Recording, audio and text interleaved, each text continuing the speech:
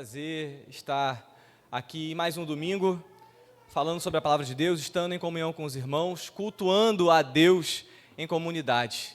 Estar aqui é um motivo de alegria. Eu já peço a todos, muitos me procuraram no início do culto e perguntaram sobre Karen e Mateus, e eu peço que orem pela Karen. Ela está bem, mas esse finalzinho de gestação, a barriga está grande, pesa um pouco, para ela está um pouquinho difícil ficar sentada. Então, quando lembrarem de suas orações, lembrem dela também, e do Mateus, para que ela esteja bem, pela Duda, e que nós tenhamos uma boa hora daqui a mais ou menos um mês e meio, se Deus quiser. Amados, nós iniciamos nesse mês de abril uma série de mensagens sobre a santidade de Deus e a disciplina na igreja. Um tema que, por si, é um pouco espinhoso, um pouco difícil, muito pouco falado, na verdade. E esse tema, ele tem uma especificidade, porque ele une a nossa cosmovisão, nossa visão de mundo, que pensamos que amor e disciplina são coisas desassociadas. Por muitas vezes, a nossa sociedade, ela separa o amor da disciplina. Ela separa a instrução do carinho. Ela separa aquilo que deve ser feito do cuidado para com aquela pessoa. E essa ideia, ela é potencializada pelas nossas ideias erradas sobre Deus. Para aqueles irmãos que estão nos acompanhando na classe de discipulado, que está acontecendo aos primeiros e terceiros domingos de cada mês, nós discutimos sobre isso na segunda aula, sobre quem é Deus. Nós conversamos que, por vezes, nós pensamos que Deus é um grande, desculpem o termo, Papai Noel. Um bom velhinho, alguém que eu posso conversar uma vez por ano, e que, se eu for uma boa pessoa, eu ganho um presente de vez em quando. Nós temos concepções erradas sobre quem é Deus. Isso permeia a nossa sociedade que se diz cristã, mas está mais paganizada do que nunca. Mas a verdade é que nós podemos aprender, ao longo dessas 2 semanas, um pouco mais sobre um dos grandes atributos de Deus, que é destacado nas Escrituras, que é a sua santidade. Nós podemos aprender que Deus é um Deus santo. Nós podemos aprender que Ele é separado de nós porque Ele não tem pecado, porque Ele é grande, porque Ele é o Criador dos céus e da terra, porque Ele é entronizado entre os querubins e serafins, porque todas as vezes em que esse Deus apareceu a seres humanos, esses seres humanos foram reduzidos a nada, pela glória e pela santidade da presença dEle. Além disso, nós também podemos aprender que essa santidade de Deus, de certa forma, reverbera também no seu povo. Por mais que nós tenhamos pecado, nós somos convidados, nós somos chamados por Deus a sermos um povo santo. Sede santos, porque eu sou santo, diz o Senhor. Nós vimos na exposição do último domingo que a santidade de Deus, o atributo santidade de Deus, que Ele a detém de forma perfeita, deve influenciar a maneira como nós vivemos. Deve influenciar de forma prática as nossas vidas, deve influenciar as nossas escolhas, as nossas decisões, os nossos desejos, as nossas intenções, aquilo que há de mais profundo em nossos corações. A santidade de Deus, ela tem reverberações práticas, a tal ponto do autor de Hebreus escrever que sem santidade ninguém verá a Deus. Sem santidade é impossível agradar a Deus. Amados, a santidade, ela deve ter reverberações práticas em nossas vidas. Não é um conceito solto na Bíblia. Não é uma palavra que existe e que nós não aplicamos. Como o Michael muito bem orou quando nós estávamos aqui pedindo a Deus iluminação para essa pregação. Esse é um conceito que encontra uma aplicabilidade muito grande em nossas vidas. E, por vezes, nós deixamos isso de lado. E Deus nos chama para refletirmos sobre esse caráter santo E esse caráter, ele nos leva a duas coisas. Primeiro, ele nos leva ao arrependimento. Segundo, ele nos leva a uma mudança. E nós vemos isso em toda a Bíblia. Quando nós olhamos para Davi, nós vemos um assassino que se prostituiu com a mulher de seu general. Quando nós olhamos para Abraão, nós vemos um idólatra. Quando nós olhamos para Moisés, nós vemos alguém que tinha medo, que deu desculpas para Deus, que havia matado um homem. Quando nós olhamos para a Bíblia, nós vemos Gideão testando a Deus, duvidando da palavra de Deus. Mas nós vemos todos esses homens sendo encontrados pela graça de Deus, se arrependendo, deixando os seus pecados. Mas normalmente, o que acontece entre o pecado e o arrependimento é a disciplina de Deus. Mas nós falamos muito pouco sobre isso. Nós tocamos muito pouco nesse assunto, porque isso nos deixa muito desconfortáveis. Isso nos deixa em um local em que nós temos que pensar que Deus vindica a sua santidade, de que Deus, Ele nos pune por vezes, nos cobra por vezes, para nos ensinar e para nos mostrar que Ele é santo e que nós devemos ser santos. E, amados, isso que nós chamamos de disciplina eclesiástica, e quando eu falo disciplina, para aqueles irmãos que não estão familiarizados com o termo, eu não digo sobre aquela autodisciplina, ou sobre aquele método em que eu busco fazer coisas em certos horários, mas sim sobre a correção de Deus, a forma como Deus me corrige, a forma como Deus lhe corrige, a forma como Deus nos corrige, quando nós pecamos, quando nós erramos. E a disciplina, ela reflete o caráter santo de Deus, reflete o caráter justo de Deus. E como eu iniciei, nós temos grande dificuldade em linkar santidade e justiça com amor e com misericórdia. Nós temos uma grande dificuldade em pensarmos como um Deus justo e santo, ao mesmo tempo, pode ser bom e amoroso e misericordioso. Nós temos uma dificuldade muito grande ao aplicarmos isso de fato em nossas vidas. Mas a Bíblia nos mostra, nós percorreremos hoje esse caminho, que Deus nos ama através da sua disciplina, e essa é uma das grandes formas de Deus demonstrar o seu amor para conosco. Então, amados, o nosso objetivo nesses próximos 3 domingos será refletirmos sobre algumas perguntas. Existe base bíblica para a disciplina eclesiástica? Não seria errado julgar o meu irmão? Existe uma forma correta de se aplicar a disciplina?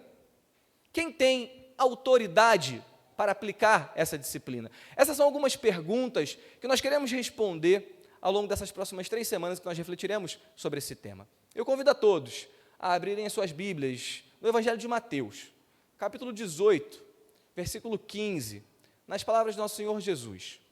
Nós refletiremos do versículo 15 até o versículo 20.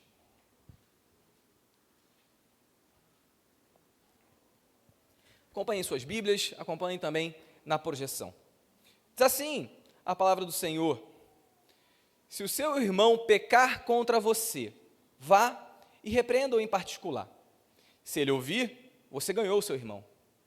Mas se ele não ouvir, leve ainda com você 1 ou 2 pessoas, para que pelo depoimento de 2 ou 3 testemunhas, toda a questão seja decidida.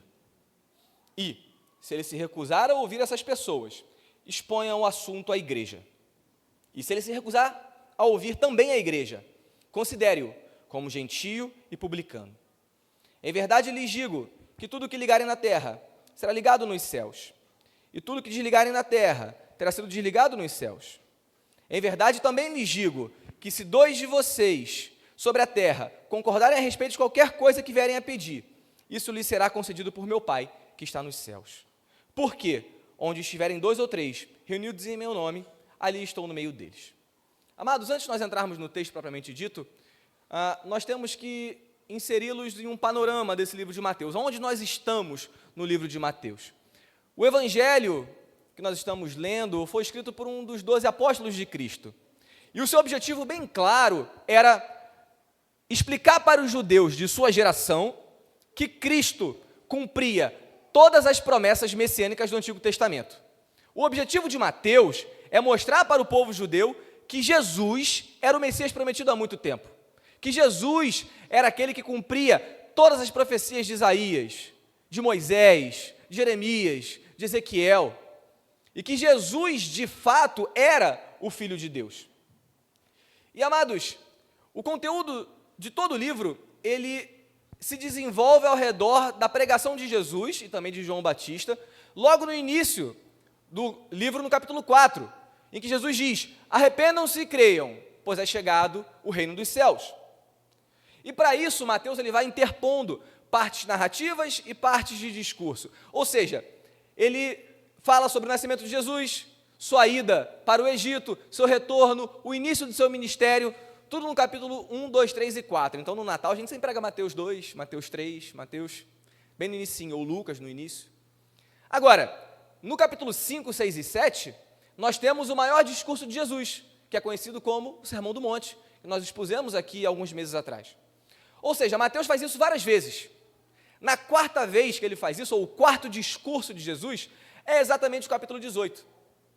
E nesse capítulo 18, nós temos a temática de como a comunidade dos santos, como aquelas pessoas que foram inseridas no reino dos céus devem viver. Ou seja, Jesus, já no final do seu ministério, iniciando o seu deslocamento final para Jerusalém, ele está ensinando aos seus discípulos como eles devem viver nessa terra, e como eles devem viver em comunidade, como eles devem se relacionar uns com os outros. E ele chega exatamente nesse versículo 15, que é o início do nosso texto base. E esse texto, ele trata sobre um assunto muito interessante, que é o perdão. E aí os irmãos podem, nesse momento, perguntar: Tardelli, então você está utilizando um texto de perdão para falar sobre disciplina? E esse é o primeiro ponto, amados, que eu gostaria de ressaltar nessa manhã. A disciplina, ela tem como objetivo o perdão, a restauração, a redenção. A disciplina, ela não é um fim em si mesmo na Escritura. A disciplina, ela não existe para que Deus fale para nós: eu tenho razão. Na verdade, a disciplina é executada por Deus e outorgada à sua igreja para que pessoas possam se arrepender de seus pecados, possam ser perdoadas e serem reinseridas no contexto da adoração comunitária. A disciplina, ela não é o objetivo em si. Isso fica claro nesse texto. A disciplina é um meio pelo qual Deus nos resgata, Deus nos salva, Deus nos purifica. E, amados, o propósito da disciplina é a redenção, não a punição. E isso é fácil de entender numa breve comparação. Os irmãos que têm filhos aqui. Amados, quantos de vocês gostam de fazer os filhos de vocês sofrerem? Quantos de vocês sentem prazer em deixá-los de castigo? Quantos de vocês se alegram quando os irmãos têm que ser duros com os filhos de vocês? Amados, nós somos assim. Nós não nos alegramos com a dor do nosso filho. Nós não nos alegramos em repreendê-lo. Nós não nos alegramos em fazê-lo sofrer por causa dos erros dele. Mas, na verdade, nós aplicamos disciplina em nossos filhos porque nós não queremos que eles cometam erros que levem a consequências desastrosas. Nós aplicamos a disciplina em nossos filhos e filhas porque nós não desejamos que eles escolham o fruto daquele erro. Nós queremos ensiná-los, nós queremos corrigi-los, nós queremos orientá-los, nós queremos que eles mudem de comportamento, nós queremos que eles sejam transformados através da dor. Percebam, nós fazemos isso. E olha a metáfora que o escritor de Hebreus nos mostra. Hebreus, capítulo 12, nos versículos 7 e 8. Abrem suas Bíblias ou acompanhem na nossa projeção. Olha como o autor de Hebreus trata a disciplina e como ele compara a ação de Deus à ação de um pai. É para a disciplina que vocês perseveram. Deus os trata como filhos. E qual o filho a quem o pai não corrige, mas se estão sem correção, da qual todos se tornaram participantes? Então vocês são bastardos e não filhos. Percebam, amados, a disciplina, ela tem como objetivo, como fim, o arrependimento. Ela tem como fim o perdão. Ela objetiva que aquela pessoa seja perdoada, amada, e aqueles pecados sejam esquecidos.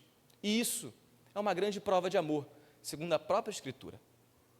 Assim como o pai não quer que seu filho cometa erros, que o levem a consequências desastrosas, assim Deus nos exorta e nos disciplina para que possamos nos corrigir, que possamos ser santificados e possamos crescer em maturidade. E, amados, nós pensamos, ou por vezes, nós imaginamos que esse assunto não é um assunto da Escritura, e que ele é um assunto um pouco pegajoso, um assunto que é inserido artificialmente no cânon, e que pastores e pregadores e líderes inserem para que possam obter o controle de suas comunidades. Mais amados, se nós olharmos com atenção as Escrituras, nós percebemos que toda a Escritura, desde a lei até o Apocalipse, nos fala sobre a disciplina. Leiam comigo, Deuteronômio 8, no versículo 5, Moisés diz o seguinte para o povo, enquanto eles estão no deserto: portanto, saibam em seu coração que assim como um homem disciplina o seu filho, assim o Senhor seu Deus disciplina vocês. Passando quase que 1000 anos na frente, livro de Provérbios, capítulo 6, versículo 23, num livro de sabedoria, o autor escreve assim: porque o mandamento é lâmpada, e a instrução é luz, e as repreensões da disciplina são o caminho da vida. Tardelli, você está no Antigo Testamento, eu sei, vamos para o Novo. 1 Coríntios, capítulo 11, versículo 32 e 33, lemos em todo domingo de ceia esse texto. 1 Coríntios 11, 31 e 32, porque se julgássemos a nós mesmos, não seríamos julgados, mas quando julgados, somos disciplinados pelo Senhor, para não sermos condenados com o mundo. Hebreus 12, capítulo 11, amados, na verdade, toda disciplina, ao ser aplicada, não parece ser motivo de alegria, mas de tristeza. Porém, mais tarde, produz fruto pacífico aos que têm sido exercitados por ela, frutos de justiça. Por fim, como último exemplo, Apocalipse, capítulo 3, versículo 19, Jesus aparece a João e fala à igreja de Laodiceia: eu repreendo e disciplino aqueles que amo. Portanto, seja zeloso e arrependa-se. Amados, toda a Escritura nos mostra e nos aponta para um Deus santo e zeloso, que nos disciplina, para que nós possamos nos arrepender, para que possamos amá-lo. E isso é uma prova de amor. E isso é uma prova do cuidado pastoral de Deus com cada um de nós. Amados, por vezes, Deus sonda os nossos corações e percebe algo de errado. E Ele usa as situações de nossas vidas para nos fazer refletir sobre isso, nos arrependermos desse pecado e abandonarmos esse pecado. E fazermos, para que possamos crescer e amadurecer. Mas a triste verdade é que a igreja brasileira tem abandonado paulatinamente, ao longo de várias décadas, esse conceito, irmãos. Muitos de nós nunca ouviram falar sobre isso. E isso se dá por conta de uma influência humanista muito grande. Nós tiramos, a nossa igreja não, glória a Deus por isso, mas muitas igrejas no Brasil tiram Deus do centro e colocam o homem e a sua felicidade no centro de suas pregações. O homem e a sua felicidade no centro de suas pregações. Deus é deixado totalmente de lado. O Deus santo, criador dos céus e da terra, é tratado como um gênio da lâmpada, que faz as nossas vontades, mas que não requer nada de nós. Amados, a Bíblia é permeada de ensinos de que Deus vindica a sua santidade, que Deus cobra de nós que o seu atributo de santidade seja refletido em nossas ações, em nossos pensamentos, em nossas súplicas, em nossos desejos, em tudo o que nós fazemos. Infelizmente, amados, muitas igrejas têm sido coniventes com o pecado e não têm cumprido o seu papel de ser sal e de ser luz. E, irmãos, uma coisa triste de se pensar é que a aplicação que Jesus faz de quando cristãos não salgam, é que esse sal só serve para uma coisa: para ser jogado fora e ser pisado. O nosso convite é que façamos a diferença num mundo caído, em um mundo pecaminoso. Só que, amados, ao percebermos na Escritura que Deus nos disciplina quando pecamos e quando erramos, de forma que possamos perceber o nosso comportamento errado e nos corrigirmos, algumas dúvidas surgem. Como fazer isso? Isso não seria uma prerrogativa somente de Deus? A igreja tem autoridade, os irmãos podem fazer isso? E, amados, como nós lemos no nosso texto base, existe uma forma de se exercer ou se exercitar a disciplina entre os irmãos da igreja. E eu convido a todos a voltarmos ao nosso texto base, em Mateus 18, iniciando pelo versículo 15. Jesus diz assim, ensinando sobre perdão aos seus discípulos: se o seu irmão pecar contra você, vá e repreenda-o em particular. Se ele ouvir, você ganhou o seu irmão. Percebam, amados, a primeira dimensão da disciplina é uma dimensão particular, pessoal e não pública.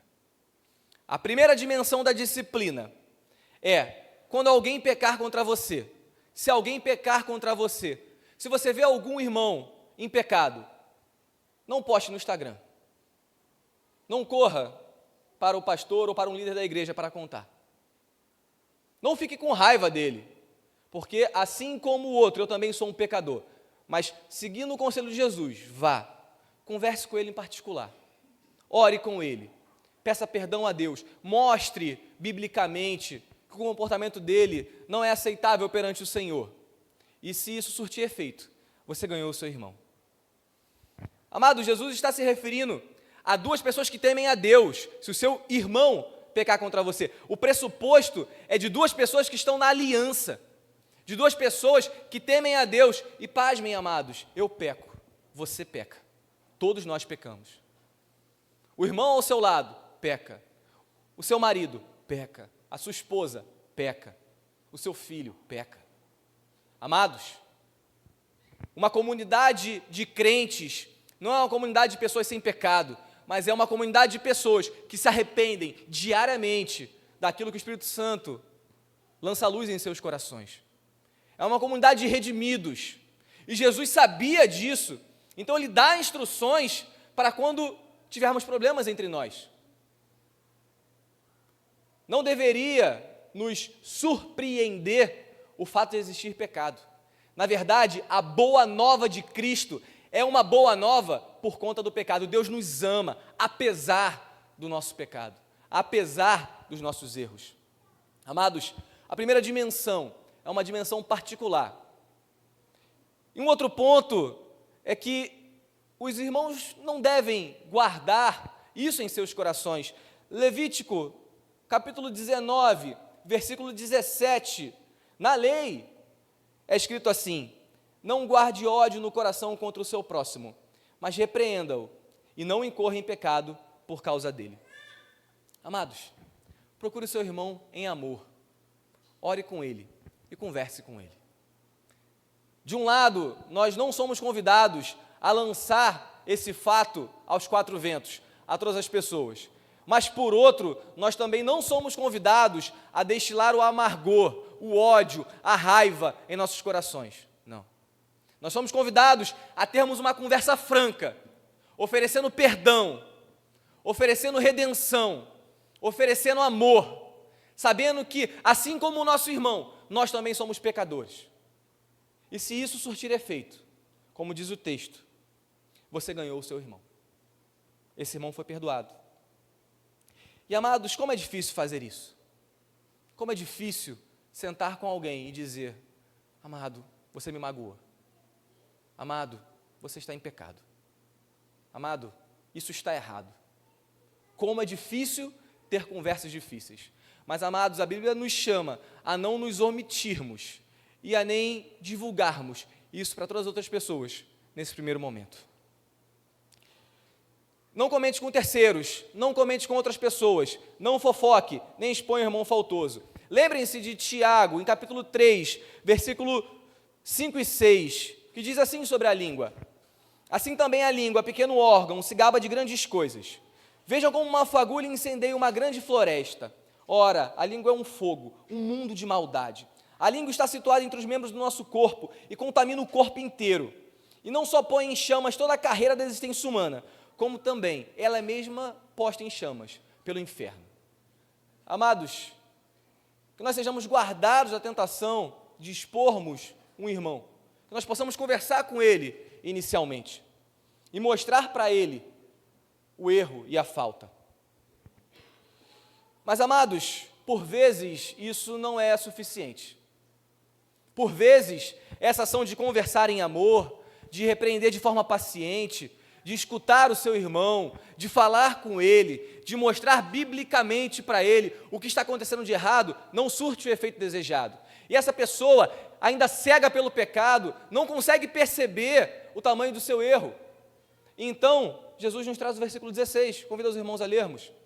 O segundo passo que Jesus nos indica: mas, se não ouvir, leve ainda com você uma ou duas pessoas, para que, pelo depoimento de 2 ou 3 testemunhas, toda a questão seja decidida. Amados, ainda assim, nós não devemos tornar a coisa pública. Ainda assim, nesse momento, Jesus nos convida a termos sabedoria, a chamarmos 2 ou 3 irmãos sábios, 2 ou 3 amigos em comum, 2 ou 3 pessoas que sejam respeitadas por ambas as partes, e que aquele assunto seja discutido, e que aquele assunto seja colocado em panos limpos, sobre a mesa. E mais uma vez, amados, a intenção aqui não é ter razão, a intenção aqui não é humilhar uma pessoa, a intenção aqui não é expor ninguém, a intenção aqui é que haja perdão, é que haja arrependimento, é que haja reconciliação, é que haja comunhão novamente em Cristo. E, amados, como nós somos tentados a termos razão, como nós somos tentados, em nosso trato com nossas esposas, nossos maridos, é um bom exemplo, em querermos ter razão quando o outro está errado. Quando a Bíblia nos convida a termos amor, a estendermos a mão e exercermos a disciplina com vistas ao perdão, com vistas àquela pessoa perceber o erro dela e aquele erro ser esquecido, porque o próprio Deus esquece. O próprio Deus lança num mar de esquecimento. E, amados, ainda assim, mesmo depois de um segundo momento, em que 2 ou 3 pessoas conversam com aquele irmão, expõem a ele o pecado, o erro, através de uma leitura bíblica fiel, ainda assim, o pecado pode cegar e endurecer esse coração. Se isso acontecer, Jesus nos indica um terceiro passo. Versículo 17. E se ele se recusar a ouvir a essas pessoas, exponha o assunto à igreja. Amados, alguns de nós, ao lermos isso, podemos pensar que as palavras de Jesus são dolorosas, humilhantes ou mesmo ultrapassadas. Mas o ponto é que a verdadeira preocupação aqui é com a alma da pessoa. Percebam isso na continuidade do versículo 17, para que ele possa ouvir a igreja. Em nenhum momento Jesus se preocupa em expor o pecado de alguém de forma gratuita. Na verdade, a preocupação é que toda a igreja possa conversar com aquela pessoa e aquela pessoa possa ser constrangida a falar: eu me arrependo, de fato, eu estou em pecado. O terceiro passo de Jesus, por mais que seja doloroso, por mais que seja algo duro, por mais que seja algo pesado, é algo bíblico, é algo necessário. O remédio mais amargo, amados, ainda assim é dado para que a pessoa possa se arrepender e abandonar o seu pecado. E naturalmente, o espaço temporal entre o primeiro e o terceiro passo não é curto. Não são algumas horas, não são nem alguns dias, às vezes semanas, por vezes meses, de conversas, orações, aconselhamentos. Por vezes, a pessoa é orientada por 5, 6, 7 pessoas, mas ainda assim, o seu coração está cego pelo pecado, está endurecido pelo erro. E se ainda assim isso acontecer, se mesmo após uma conversa privada não surtir efeito, se mesmo após uma conversa entre 2 ou 3 pessoas não surtir efeito, se mesmo após a igreja souber do acontecido e aquela pessoa não se arrepender, Jesus nos indica o quarto passo, na continuidade do versículo 17. E se ele se recusar a ouvir também a igreja, considere-o como gentio e publicano. O quarto passo, amados, o mais duro de todos, conhecido como excomunhão, pelo fato da pessoa não estar mais na comunhão da igreja, é sim um remédio amargo.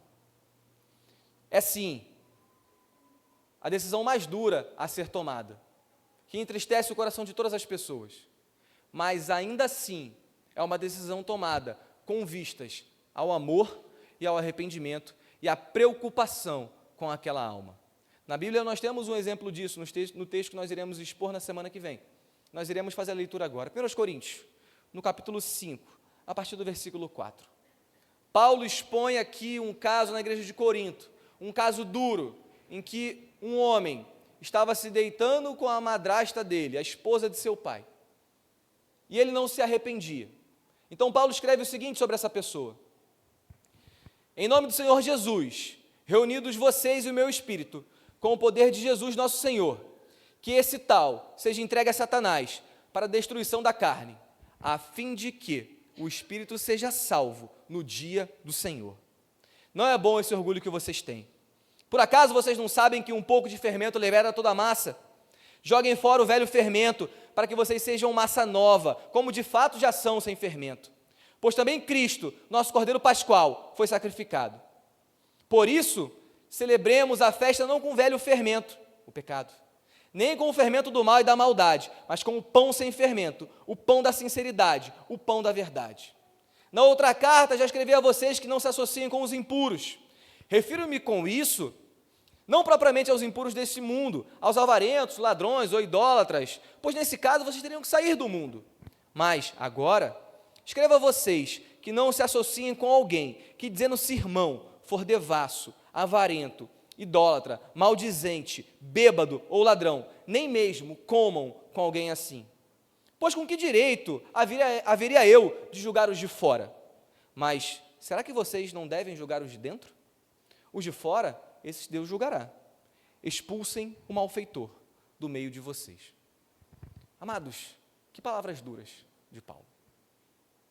Que palavras duras do apóstolo a uma igreja em que ele havia amado, pregado e pastoreado. Ele certamente conhecia esse homem a quem ele se refere aqui. Ele certamente havia jantado, almoçado, dividido momentos com essa pessoa. Mas percebam, amados, o objetivo de Paulo no versículo 5, que o espírito seja salvo no dia do Senhor. À luz do ensino de Jesus, até a mais dura das decisões visa o arrependimento, a salvação, e que a pessoa abandone o pecado. O remédio mais amargo tem o objetivo de curar a mais profunda das feridas, que é o pecado. O remédio mais amargo, assim como uma quimioterapia, só é utilizado de forma dura, quando não há mais nenhuma outra possibilidade. E ainda assim, é uma prova, uma amostra do amor de Deus para com aquela pessoa, para que aquela alma seja salva e que haja arrependimento. E amados, alguns nesse momento podem perguntar, mas Tardelli, eu entendi, mas você leu palavras de Jesus? Você leu palavras de Paulo? E a igreja tem autoridade para isso? A igreja pode tomar essas ações? Versículo 18, amados, nosso texto base. Mateus, capítulo 18, versículo 18. Em verdade lhes digo que tudo que ligarem na terra terá sido ligado nos céus, e tudo que desligarem na terra terá sido desligado nos céus. Em verdade também lhes digo que se 2 ou 3 de vocês sobre a terra concordarem a respeito de qualquer coisa que vierem a pedir, isso lhes será concedido por meu Pai, que está nos céus. Porque onde estiverem 2 ou 3 reunidos em meu nome, ali estou no meio deles. Amados, talvez esses versículos sejam os mais mal interpretados da Bíblia. Talvez esses versos sejam aqueles que são mais utilizados fora do seu contexto. Normalmente nós vemos pessoas utilizando esses versos para dizer que nós temos autoridade para declarar alguma coisa que Deus é obrigado a cumprir, ou que nós podemos orar e pedir o que nós quisermos e que Deus, como um bom gênio da lâmpada, irá nos dar. ou que Deus está sempre presente quando nós estamos juntos, em qualquer lugar. A grande verdade, amados, é que esses versículos, eles são utilizados dentro do contexto da disciplina e do perdão feitos pela igreja. Percebam as palavras de Jesus. A autoridade para ligar e desligar algo no céu. A certeza de que Deus irá ouvir e validar as nossas orações. E a certeza de que Jesus está presente quando 2 ou 3 se reúnem, são 3 versos que estão dentro do contexto da disciplina e do perdão.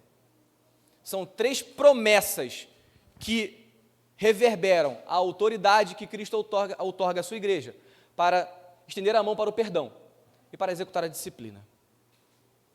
Então, amados, esses 3 versos, dentro do contexto da disciplina, nos mostram que se você enxergar o seu irmão em algum erro, e você conversar com ele, e você chamá-lo ao arrependimento, e você mostrar para ele aquele erro de forma amorosa, de forma bíblica, com paciência, com amor, isso quer dizer que quando houver perdão e reconciliação, e vocês dois orarem, o que for ligado na terra será ligado nos céus. O que vocês pedirem a Deus, paciência para caminhar mais uma milha, amor para perdoar, misericórdia, força para resistir ao pecado, será atendido. E uma coisa maravilhosa acontece quando esses 2 ou 3 irmãos estão juntos. Jesus garante a sua presença ali. Mas se ainda assim isso não surtir efeito, e 2 ou 3 irmãos forem chamados a essa conversa, e aquele pequeno grupo mostrar aquele irmão impenitente que ele está em pecado, e ele se arrepender, e ali houver reconciliação, então mais uma vez, aquele perdão, aquela misericórdia que foi ligado na terra, será ligado nos céus. Aquilo que for pedido para aqueles irmãos será atendido por Deus. E Jesus promete estar presente ali com eles. Mas se ainda assim esse irmão não se arrepender, e esse caso for levado até a igreja, e esse irmão ouvir a igreja, e ele se arrepender, ele abandonar o seu pecado, e houver reconciliação, e houver perdão, então o que for ligado na terra será ligado nos céus. O que a igreja pedir será ouvida por Deus. E naquela igreja, naquela reunião, Jesus estará presente. Mas, amados, se todos esses passos não forem ouvidos, se o pecado cegar o coração daquele irmão, daquela irmã, de forma que não haja arrependimento, e a igreja decidir por esse remédio tão amargo, assim como Jesus nos orienta no versículo 17, então, o que foi desligado na terra será desligado nos céus. O que for pedido será atendido. E Jesus estará presente, outorgando a sua autoridade para aquela decisão da igreja. Amados, o contexto desses versículos fazem toda a diferença para que nós possamos entendê-los. O versículo 21 trata sobre perdão novamente, leiam comigo o que Pedro fala. Mestre, quantas vezes eu devo perdoar o meu irmão? O discurso é único, não há uma quebra. Nós separamos por conveniência, para que possamos achar melhor nas nossas Bíblias. Mas o discurso de Jesus é um só. Jesus continua tratando sobre perdão. Ele inicia falando sobre perdão, e ele termina falando sobre perdão. Então, amados, depois dessa exposição de um assunto que é muito difícil de ser lidado, um assunto duro, um assunto em que nós lembramos da nossa pecaminosidade e lembramos do quanto nós somos pecadores diante de um Deus santo. Eu gostaria de trazer algumas aplicações. A primeira delas, amados, é que a disciplina, ela não existe como um fim em si mesma. A disciplina, ela não tem como objetivo humilhar. A disciplina não tem como objetivo machucar. A disciplina não tem como objetivo punir. A disciplina não tem como objetivo ser mal. Não. Assim como um pai disciplina o seu filho, Deus disciplina a sua igreja. A disciplina tem como objetivo o perdão, a reconciliação, o abandono do pecado e uma vida santa que reflita a santidade de Deus. E, amados, nesse momento, Deus estende a cada um de nós o seu perdão e a sua reconciliação. Todos nós andávamos desgarrados, cada um se desviava pelo seu caminho, mas o Senhor fez cair sobre ele a iniquidade de nós todos. Amados, se nós olharmos para as nossas vidas, nós iremos perceber que nós somos pecadores, nós somos maus, que nós precisamos de reconciliação e perdão. Isso é um lembrete de que não cabe nenhum orgulho, nenhuma altivez por parte da igreja. A igreja deve amar e ser fiel à palavra de Deus. Nós devemos estender o perdão sempre que houver arrependimento. Nós devemos estender a comunhão sempre que houver arrependimento, porque Cristo fez assim com cada um de nós. Nós não merecíamos. Se nós olharmos para as nossas vidas, nós perceberemos que nós éramos os piores dos pecadores. Só nós conhecemos as trevas, nós e o Espírito Santo, as trevas de nossos corações. Muitas vezes, nem os nossos maridos e nossas esposas conhecem a profundidade da nossa maldade. Mas Deus conhece, e mesmo assim Ele nos ama. E mesmo assim Ele nos perdoa. E mesmo assim Ele nos acolhe. E essa é a grande boa nova. Esse é o grande convite de Cristo a nós. Arrependam-se e creiam, pois é chegado o reino dos céus.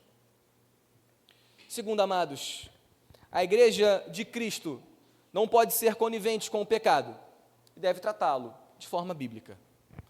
Se nós nos omitirmos em prol de um suposto amor, se nós nos omitirmos do nosso papel como igreja, se nós guardarmos mágoa do irmão por conta da sua ofensa, ao invés de conversarmos francamente com ele, amados, nós seremos um sal que não salga.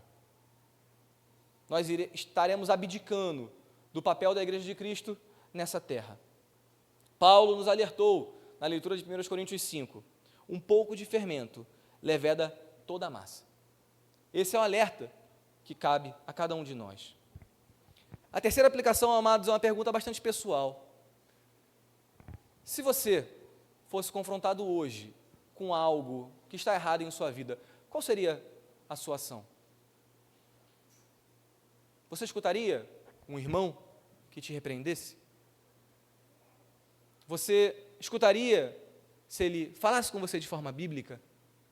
Porque, por vezes, amados, nós somos tão cheios de razão, nós nos achamos tão corretos, tão certos, mas como Jesus diz, nós queremos tirar a trave do irmão, mas não percebemos, queremos tirar o cisco do irmão, mas não percebemos a trave que está no nosso olho.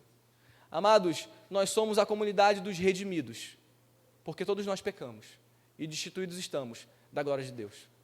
Deus teve misericórdia de cada um de nós. Se ao passo que nós não podemos ser omissos na disciplina, nós também precisamos ter um coração aberto para perdoar, para ter misericórdia, para a qualquer momento abraçar aquele que diz, eu me arrependo e creio, e eu quero fazer parte do reino dos céus. Por fim, amados, eu peço a todos que nós possamos orar por aqueles irmãos, familiares, amigos, parentes, que estão longe do Senhor. Que eles possam se arrepender, que eles possam amar a Cristo novamente, que eles possam perceber a importância da comunhão dos santos e possam andar a cada dia em novidade de vida. Amém? Vamos orar.